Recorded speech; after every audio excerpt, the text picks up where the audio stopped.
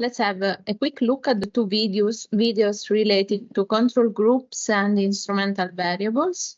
The European Union funds projects and initiatives and sets common rules for the internal market. Appropriate data is needed to evaluate the impact of these actions.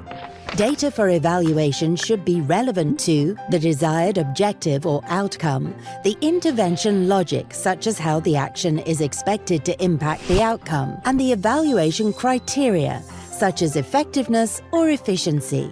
Let's look at an example in EU policy, the School Fruit and Vegetable Scheme, which promotes healthy eating habits. One possible outcome of the scheme could be improved body mass index or BMI. This is a measurable indicator directly related to the policy objective. It is fundamental to measure the BMI of children from both schools taking part in the scheme and those not taking part, as they offer a comparison group. Other important data to collect concerns the amount of fruit and vegetables provided to each child. Data about other contextual factors that may influence BMI must also be considered, such as other policy interventions, or facts on eating habits and exercise routines. Reusing data from several administrative sources, like school or population registries, and from implementing the program, dramatically reduces costs when collecting data for evaluation. If this is not feasible, part of the data could be collected through surveys. Planning is important, and data from different sources should be linked so that the final dataset contains all the relevant information. The Competence Centre on Microeconomic Evaluation, or CCME, supports data-driven evaluations to help the European Commission guarantee that EU action is effective.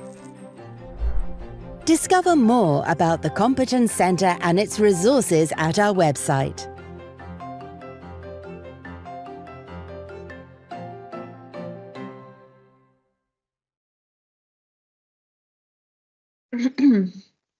Now, we will continue with natural experiment, and in particular, we will look at programs that use an eligibility index and at programs when the rule of assignment is less clear.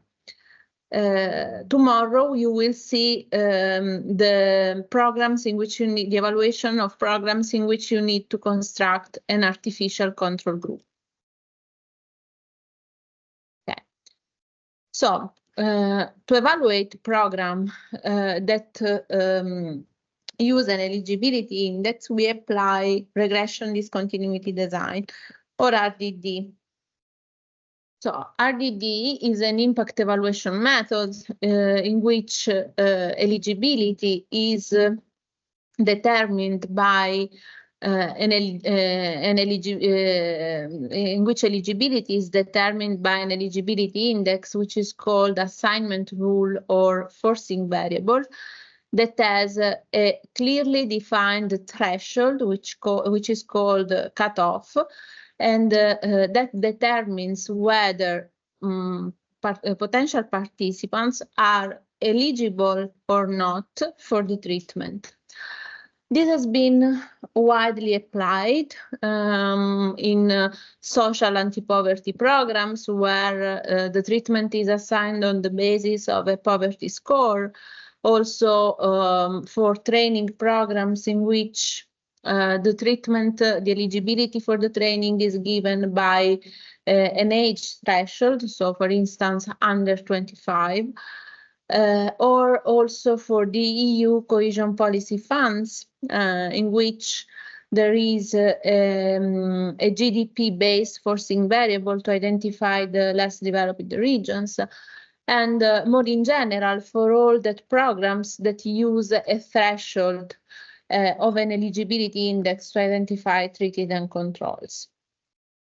Let's start with an example and consider transfer, there is music, to foster the development of lagging regions. So suppose that a country has a problem, an issue of a high of large disparities between regions. To foster the development of those regions lagging behind, the government has designed a program that provides monetary transfer to those regions that in the 3 years before the implementation of the program had an average per capita GDP which is lower than the 75% threshold of the country average. So this is an example because we are considering a single country and with some changes, but this is basically the rule with which EU cohesion policy funds are assigned in reality. So the assignment rule is this index which is computed by computing the ratio between per capita GDP and average per capita GDP in the past 3 years. The cutoff point is this 75% threshold. The treatment is being eligible to receive these funds. Therefore, the treated group consists of those regions that have an index lower than the 75%, and the control group is consists of these regions that have an index higher than the 75%.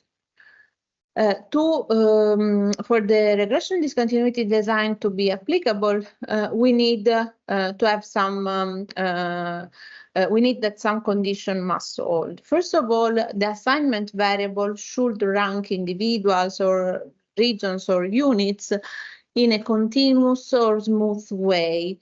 So there should be an index, a test score, something, a numeric indicator.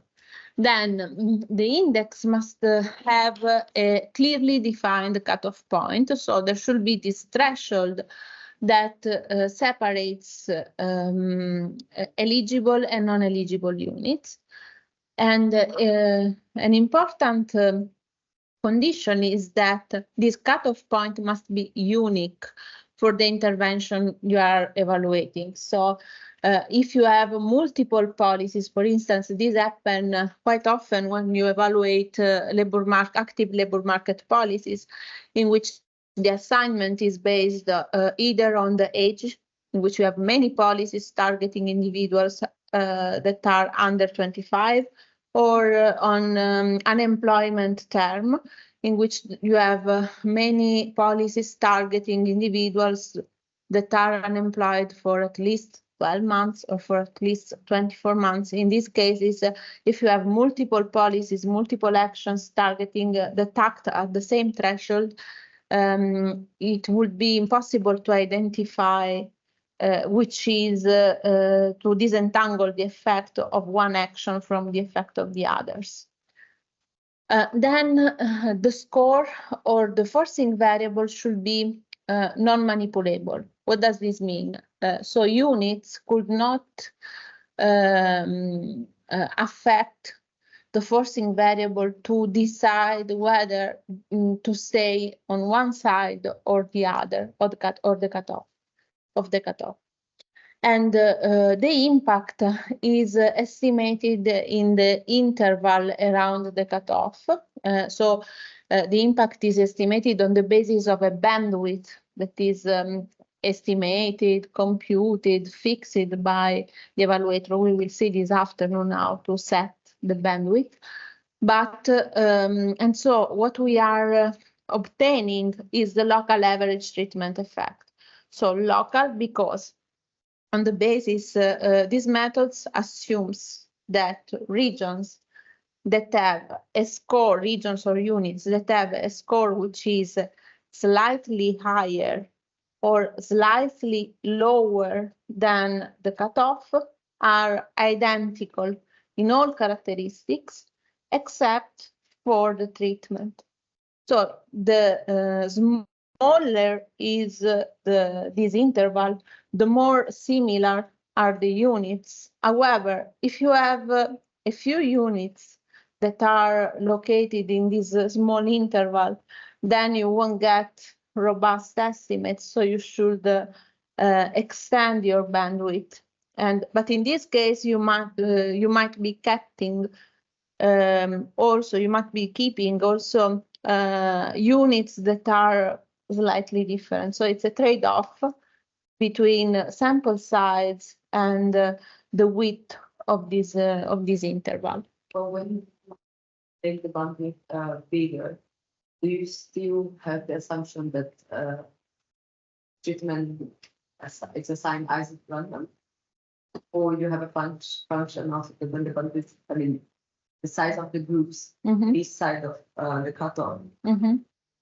I didn't get the question. If it, yeah, I think my mind when I was talking. The question is, the thing of have the local treatments, just like the people that just a bit out of the cutoff, just under the cutoff. My question is, if the bigger the groups, you have less the idea that the cutoff make them random. Yeah. The assignment.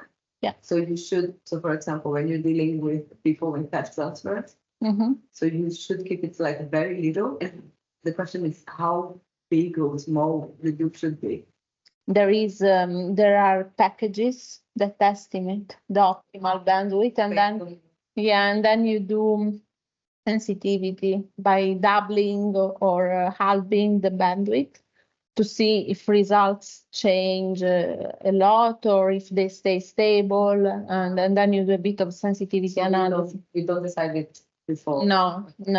There are many packages and that compute the optimal bandwidth, and also now they are doing some refinement. And for instance, you can also have asymmetric bandwidth, so you can have small from one side and larger from the other. So it's all based on statistical computation. Yeah, you don't do it by yourself. It's data does. Yeah. Okay. So this is the basic idea behind the regression discontinuity design. Here, this is the baseline. So before the intervention, on the y-axis, you have the outcome before the intervention, and this S star is the cutoff. On the x-axis, you have the score. So these are the treated units, and these are the control. Before the intervention, you see there is a straight line. There is a continuity of the function here around the cutoff.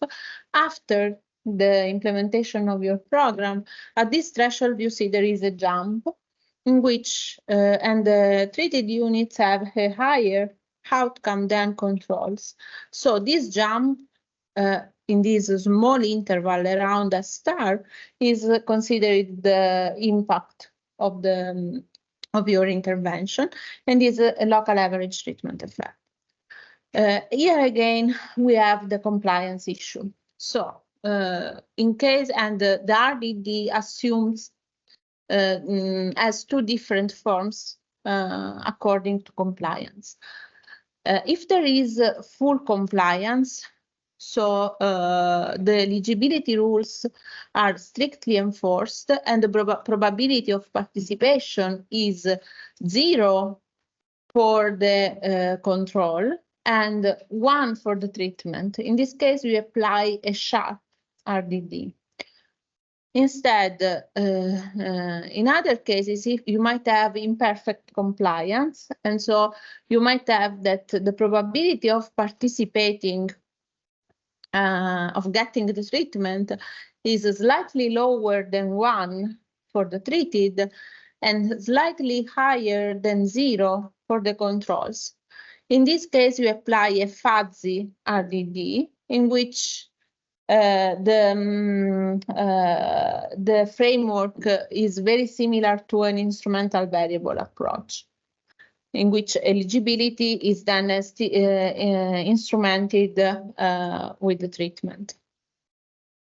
The RDD yields an unbiased estimate of the local average treatment effect if the eligibility index, if the forcing variable is not manipulated. So you see no jumps in the density function of the forcing variable around the cutoff, because if you see that there is a jump here. This is the distribution, the density function of your forcing variable. In this case, you don't have manipulation. So these are eligible, these are not eligible, and the density function of the forcing variable is continuous. Here you have a jump. This might signal that there has been manipulation, and maybe, I don't know, if you have think to unemployed, to long-term unemployment, and to a benefit for companies that hire long-term unemployed. And the unemployed people might decide, for instance, if the term is set to 24 months, they might decide to wait if they have 23 months of unemployment. They might decide to wait 1 month more to get this benefit and be hired by the companies. In this case, this is an example of manipulation because they could wait to affect the assignment. Whereas this is less likely to happen if you think to the EU cohesion policy and 75% assignment threshold for the funds, because it is computed as a ratio over the EU community average per capita GDP, a ratio between the per capita GDP of the region over the EU community average. So the region does not know which is the threshold, so it could not change national accounts to affect the per capita GDP. However, this could happen, for instance, also by manipulation of data by the enumerators, manipulation of data by the respondents, misreporting, or learning the rules of the game. Which are the limitations of the regression discontinuity design? The one limitation stays in this in its local nature, because the estimate cannot necessarily be generalized to units that are far away from the cutoff. So the farther are the units, the less valid are the estimate, because it relies on the assumption that units very close to the cutoff are similar. The estimate depends on the choice of the optimal bandwidth, because you might, and so you have to do some sensitivity and to use statistical methods to select the optimal bandwidth. Then the specification might also be sensitive to the functional form. And in some cases, you might confound non-linearity of the function with a jump in the, and so with a discontinuity due to the treatment. And this is well explained in the Mostly Harmless Econometrics of Angris and Pisk, which is a book which is quite easy to learn this method with a bit of formulas, but also a lot of examples. So if you are interested, I think they have also some free material. And it shows that in some cases, if you suppose that your functional form is linear, and so you have this form, in this case, we are estimating a linear form. You have two linear trends. And instead, here you have a nonlinear function, then you might be mistakenly interpreting the jump at the cutoff, considering this as an effect of the policy, but is simply the function which is not linear. And another sensitivity which is often done is to test the results by considering different functional form, maybe also quadratic and so on, or looking also to the parametric estimation of the same function. And RDD is estimated both parametrically and non-parametrically. Recently, non-parametric methods are mainly used and usually rely on local polynomial regression and kernel. The cutoff must be unique for the program of interest, so you should look at the existence of other potential confounding policies and check that the eligibility rule is not manipulable. Another test that you can do is to consider the existence of jumps by looking at other cutoff. So if the policy targets 25 and you control for, you run the same model by considering 20, 10, 15, and you find something also at other cutoff point, maybe there is something which is not correct in your setting. And also you might be also looking at outcome variables that should not be affected by your policy. So if you are looking at, I don't know, incentive for innovation and you find an effect on population, maybe there is something which is not working, you should explore a bit more. So checklist, it's quite easy. So is the index continuous around the cutoff at the time of the baseline? Is there evidence of non-compliance in order to choose between the sharp and the fuzzy RDD? And is there evidence that index score might have been manipulated in order to influence program participation? And are there other programs that use the same cutoff? Question? Has someone ever applied RTD? No. I have a question. This jump that we are talking about, is what people call parallel trend? No. Parallel trend is, we will see, it's for difference in differences. And also recent refinements in the RDD consider not only a jump as an effect, but there is the so-called regression kink design, which consider a kink in the outcome, which is a change, not a jump, but only a change in the slope.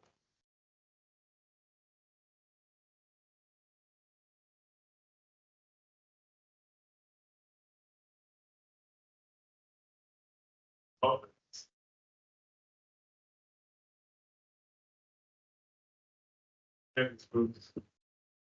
also have a treatment of different type of treatment. Yeah, but you consider those regions that are close to the 75% threshold. So even though you suppose that these regions that are very close to the 75% threshold, it's true that they might receive also other funds, but these other funds are likely to be the same for those that have 75.01 and 74.99. The only thing that is different between those two groups of regions is due to the 75% threshold that acts for the, now it's called, it's the convergence objective of the cohesion policy.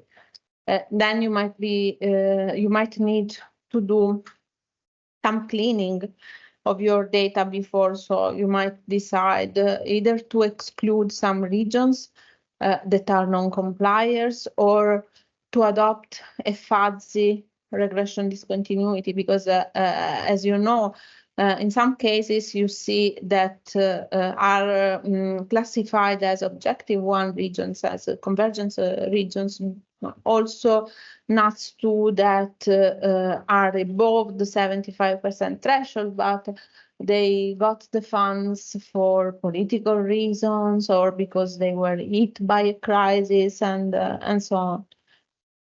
And also, this is not in the slide, but it's true in the literature. There is there are recent studies that look at the heterogeneity of the treatment in the regression discontinuity design, and there is a famous paper that was by Sasha Becker that was pioneering in this respect, estimating the heterogeneous local average treatment effect, which is basically an RTD conditioned on some pre-existing variables in the regions. He was looking at quality of government and level of higher educated, share of higher educated population and so on.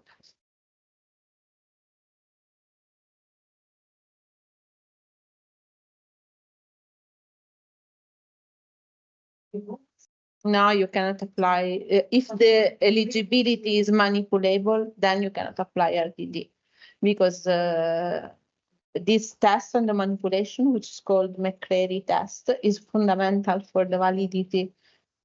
So if you can decide to stay on one side or the other, then there is no random assignment in the interval of the cutoff.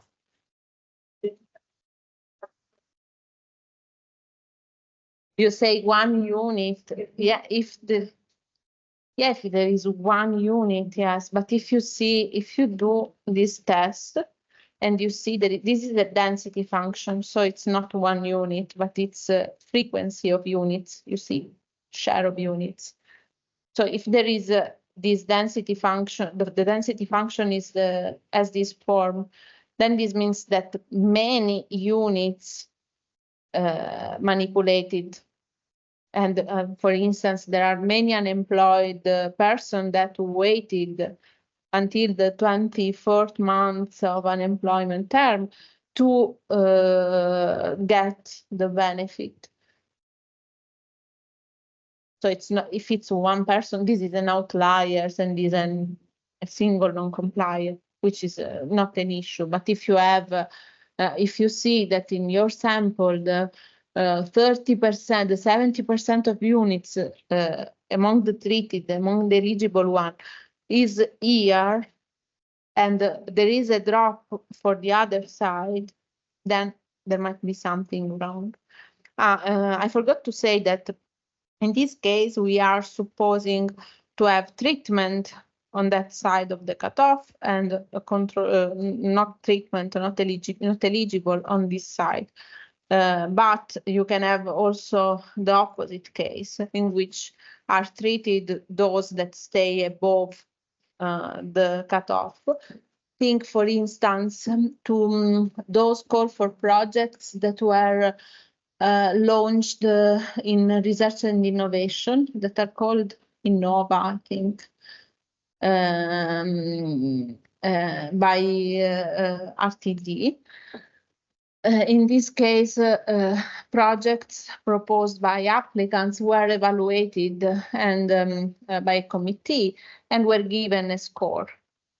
So there are, they got funded only the projects that are above the score.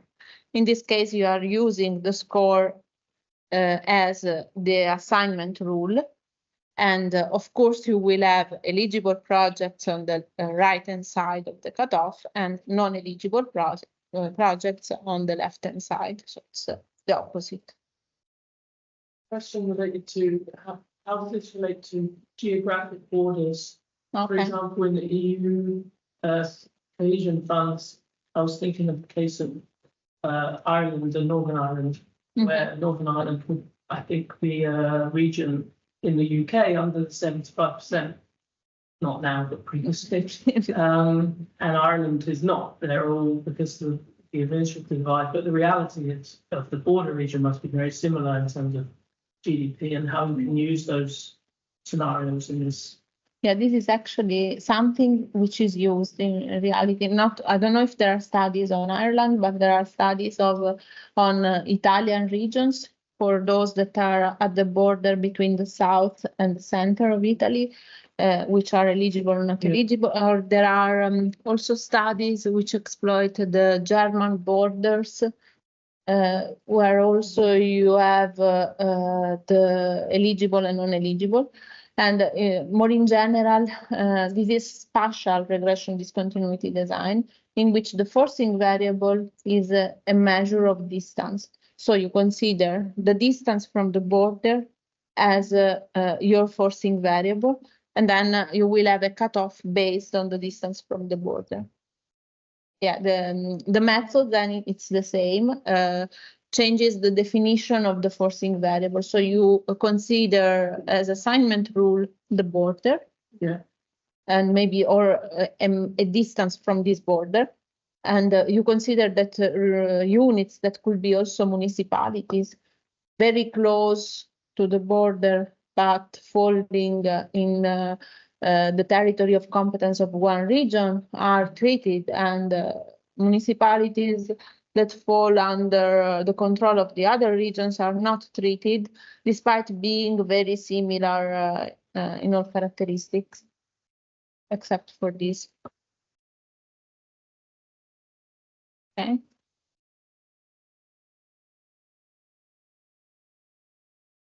Okay. Now let's consider the difference in differences. We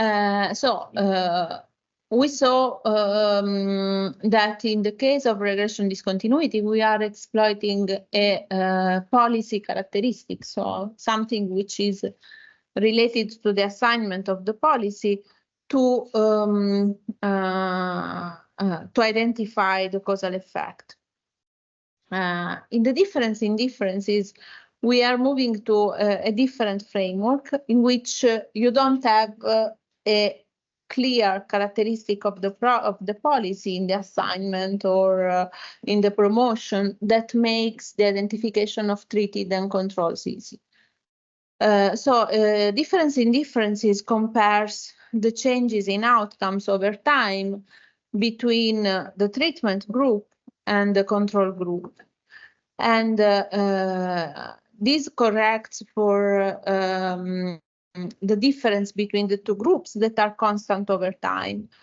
When it's applied to funding programs where units decide whether to apply or not, at the same, for instance, extra school activities or other type of program.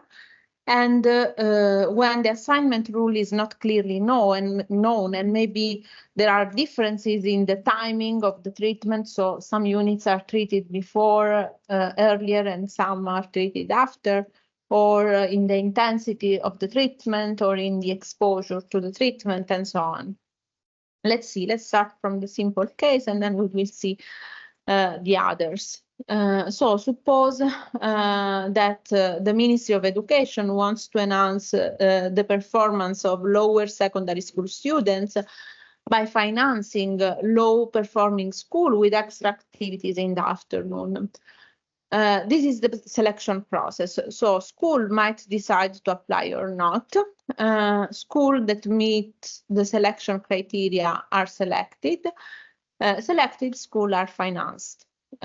Issues. If we want to look at the performance of students in schools that have participated in this program, and we want to compare the treated school, the outcomes of students in treated school with the outcomes of students in non-treated school, we might be wrong, because better and motivated teachers that work in treated schools might have also better students, and so there might be unobserved differences that we are not considering. Then we might decide to compare student outcomes in the treated school before and after the treatment. But this might be not effective because the overall national school system might have changed, and so there are time trends at work.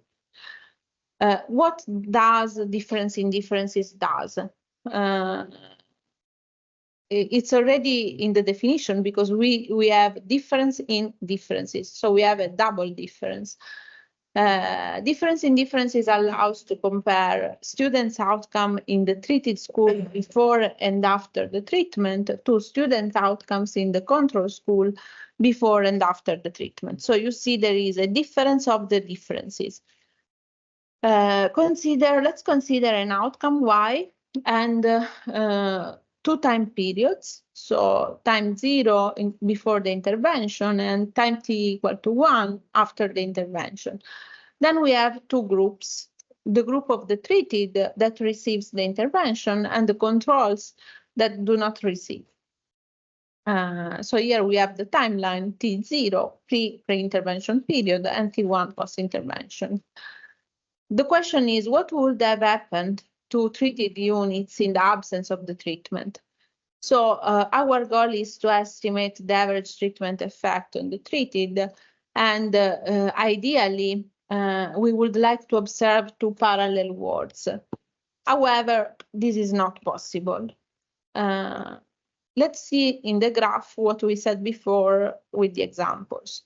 So here we have the outcome. On the horizontal axis, we have the time. The dashed line is the intervention. We might compare treated and controls in the post-treatment period. Is this an effect of the ATT? As we said before, the answer is no, because treated and control units might have been already different before the intervention. So the difference that we have observed here is not necessarily due to the intervention, but could be determined by pre-existing differences. Here we are considering a before-after estimator. So we are comparing the performance of treated units after the intervention with before. However, in this case, we might have discarding the existence of time trends. And suppose there was an increasing time trend, and in this case, we could have been overestimating the effect of the policy by considering the black arrow instead of considering only the red one, which is the true average treatment effect. Analogously, we might have the opposite case in which there was a decreasing trend, and in this case, we are underestimating the effect of the policy. And so what to do? We might combine the two. So we take the mean value of each group outcome before and after the intervention, and we compute the difference in differences of the means. So we have the outcome for treated group before and after, outcome for the control group before and after. First, we compute the change over time, T1 minus T0 for the treatment and C1 minus C0 for the controls. And then we take the difference of these two components, or equivalently, we compute the difference between treated and controls after the treatment, and we take out the difference between treated and controls before the treatment. So to sum up, the difference in differences approach combines before-after comparison with the comparison between those who choose to enroll and those who choose not to enroll to produce a better estimate of the counterfactual. With the first difference, I mean the before-after comparison, we control the factors that are constant over time. So suppose there is a factor that is constant over time, and I take the difference between this and this, I'm eliminating this factor because it's constant. The second difference looks at considers the before-after change in the outcomes of those who did not enroll and those who enroll. The two groups were exposed to the same environmental condition. And so we are accounting, we are considering the common time varying factors. And we are also cleaning our effect by these time varying factors. The difference in differences does allows to control for observed time invariant characteristics with the first difference and unobserved common to two groups to observed and unobserved time invariant characteristics. To do so, we need to have information before and after the treatment for treated and controls group. Here again, this is another way, but it's another graph, but it's the same way to see the treatment, to see the how the method works. So you have the gray line, which is the control group, and the black line, which is the treatment group. So we first calculate the before-after difference for the treatment group, which is B minus A, and then the before-after difference for the control group, which is D minus C. And then the impact is the difference between the two, which will be this segment here. However, as you see, the two lines are parallel before the implementation of the program. This has not happened by chance, but because the difference in differences validity relies upon the parallel trend assumption or common trend assumption, which means that the outcome variable, the trend of the outcome variable of treated and control groups were parallel before the implementation of the program, meaning that there were no differences in the trends of the two outcomes before the implementation of the program. Otherwise, if the outcomes were not parallel, we might be estimating something different than the true causal impact, because the differences between treated and controls that change over time and could be due to the existence of divergent trend in the pre-treatment period are not eliminated. In this case, the impact we could have estimated by taking D minus C and B minus A, and thus it's not given by the distance between B and E, but it's smaller. And this is the case of a violation of the parallel trend assumption. So we said that the difference in differences allows to correct for pre-existing time invariant differences between groups and common time trends. The difference in differences analysis might also be refined by the inclusion of covariates, so controlling for other observed characteristics, and also by using fixed effects that allow to account for unobserved factors, unobserved heterogeneity. Here you see this is the average treatment effect on the treated, and the parallel line, the dashed line, is the counterfactual, which is based on the control group we observed.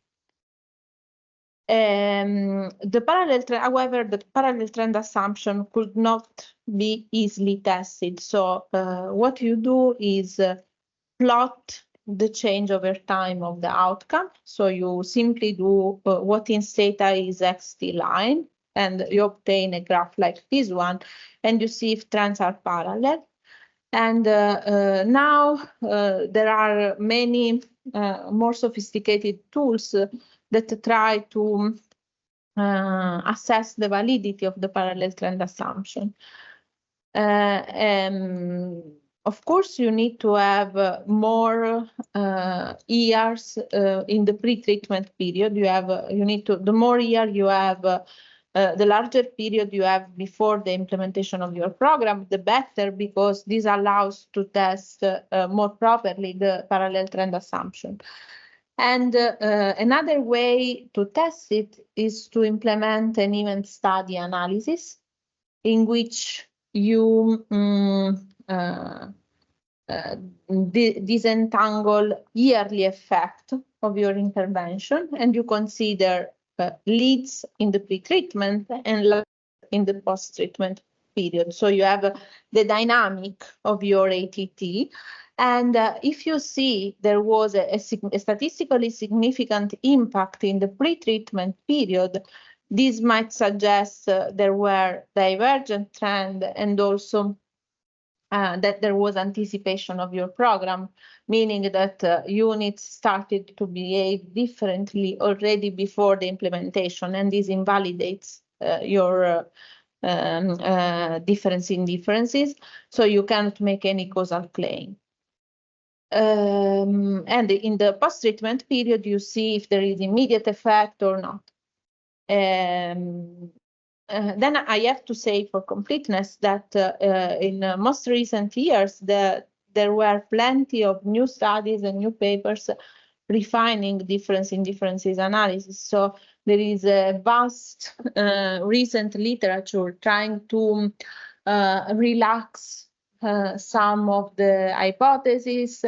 And for instance, there is a recent it's from 2021 paper from Wooldridge that also allows to correct for divergent trend.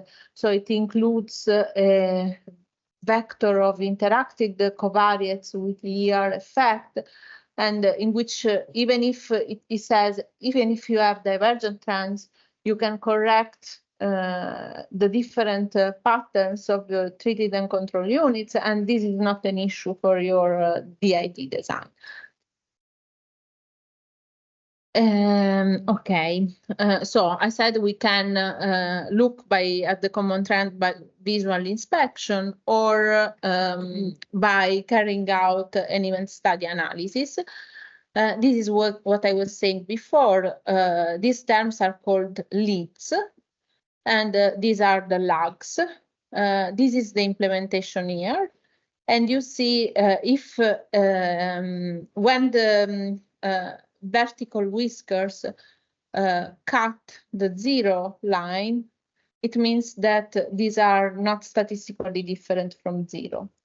These are the confidence interval, and the dots are the point estimates. So these are the results of an event study analysis, and you see that these are all aligned on the 0, meaning that there was not an effect before, whereas after the intervention, we observe a decrease in the outcome, which becomes larger over time. Another way to correct for divergent trend is to include unit-specific trends that could be linear or quadratic, and then to provide some robustness test. For instance, you can do you can consider a fake treatment, maybe move the intervention in time and see what happens, or consider different control groups, or consider unaffected outcomes, or consider a falsification, do a falsification and consider a fake control group. Okay. Do you have still energy to continue? Yep. Okay, so in the standard difference in differences, I will give you a flavor of the more recent evolution of the difference in differences. However, we don't have time to look to them in details, because there is consider that there are trainings that last more than a week, only focused on difference in differences. So it's this is not exhaustive. It's just to give you some hints, and then you may look at the literature. So in the standard, the difference in differences, there is a group that receives the intervention, the treatment, and the control group that does not receive the intervention. Control units are expected to behave similarly to the treated units in the absence of the treatment, and are not subject to other type of treatment in the analyzed period. So we need to collect data on treated and controls before and after the treatment. Let's complicate things a bit, and in some cases you can combine the difference in differences with matching, as you will see tomorrow. In this way, you identify the control group based on observable characteristics. So in this table, there is the example of exact matching. So you have treated units, and you for untreated units that have exactly the same characteristics. Once you have identified the control group, you can apply, since matching is not a precise way to estimate the causal impact, given that it does not clean the effect for unobservable characteristics. A good practice is to combine the matching with the difference in differences to take out time invariant unobserved factors and common time invariant factors. Then in other cases, you saw this in the video, you might exploit a staggered adoption of the policy and employ a staggered difference in differences. Staggered means that the take-up of the policy or the implementation of the policy is staged over time. So there are some units that are early treated and some other that are treated later, at a later stage. In this case, you will have always treated, never treated, and switchers. And to obtain an estimate of the causal impact, you need to have a sufficient number of switches, because these provide the variability to estimate the impact. And this means that in this context, suppose that I think I have this. Okay, I have it. Suppose we have 3 groups of units: group 1, group 2,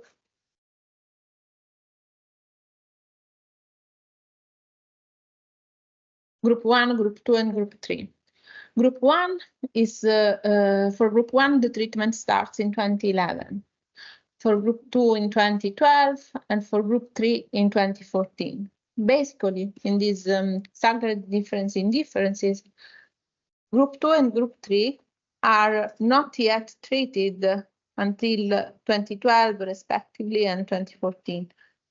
So until the moment in which their treatment starts, they are considered as controls for group 1. So not yet treated are considered as control of early treated. To implement a staggered difference in differences, however, we need to align the treatment around 0. What does this mean? So 2010 is T minus 1 for group 1, T minus 2 for group 2, T minus 4 for group 3. As T for group T starts in 2014, for group 2 starts in 2012, and for group 1 starts in 2011. The same is for the post-treatment period. So for group 3, the T plus 1, so the first year after implementation, is 2015, but for group 2 is 2013, and for group 1 is 2012. To implement a difference in differences, we need to have identified time T for each group, and then we align the treatment on T for the groups, and we will have T plus 1, T plus 2, and T plus 3. So as I said, that the parallel trend assumption cannot be proved, and I will show you an example of this staggered adoption of the difference in differences, in which you have basically you conduct like an event study analysis in which you have leads and lags. Okay. So checklist. first of all, parallel trend assumption and potential falsification test and robustness.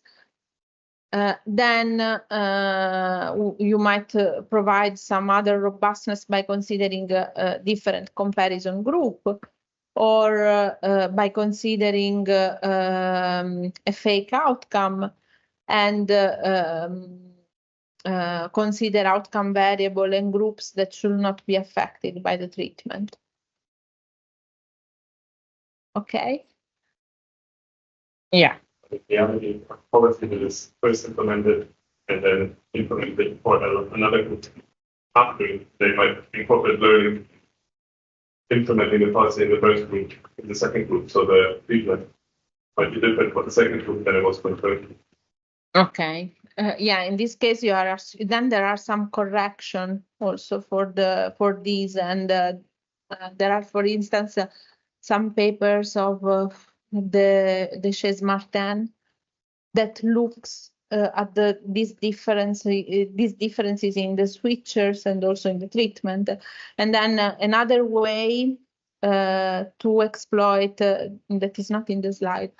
Another aspect that you might exploit of your treatment characteristics is the intensity, the exposure to the treatment. So maybe this happens when you have units that are all treated, so you don't have the controls. So in one case, you might look at the fact that some units are treated at the beginning and the other at the second stage. In other cases, you might consider the exposure to the treatment, and so that some units are more exposed to the treatment, so are more likely to be affected by the treatment than others. And then you exploit the variation implied by this exposure variable, exposure measure. And then, yeah, more in general, you in the basic case, you have treated and controls and a policy that affects one group and not the others. Then you see we are complicating a bit the scenario and considering the timing of the adoption as a difference, the intensity of the adoption as a difference, the exposure. So we are, let's say, trying to find a solution for the cases in which you don't have a natural experiment and you need to set up your experimental design by exploiting, in some cases, also a delay in the implementation of the policy. For instance, in one of the examples that I will show you this afternoon, we are looking at we are exploiting the different transposition time of a directive in member states, because some were implementing it quicker than others. And this sets up a staggered difference in differences. We must go now, or I have the videos on difference in difference. Yeah, because it's quick enough. Out of the many projects financed by the European Union, some are more effective than others. The evaluation of policies is a key factor in understanding their impact. Regression discontinuity design, or RDD, is a powerful counterfactual impact evaluation method. Consider a program to support the job search of unemployed workers who are 25 years old or younger. How effective is the program in increasing their chances of finding a job? RDD looks at individuals who are slightly above the age of 25 and at those who are slightly below it. The fact that rules can be discretionary ensures that people close to the threshold are very similar, except for the fact of participating in the program. For example, consider Group A of unemployed people aged between 24 and 25, and Group B with ages between 26 and 27. These groups should have, on average, the same income, education, motivation, etc. Only Group A can take up the training, whereas Group B is excluded. The difference in the average employment rates between the two groups, the so-called RDD estimate, can hence be associated with their participation in the given training. Regression discontinuity design takes advantage of precise knowledge of threshold rules that determine participation in a certain program. This makes the regression discontinuity design a very powerful method to evaluate the impact of policies, and therefore helps to improve the design of future policies. For more information, visit the JRC website on microeconomic evaluation.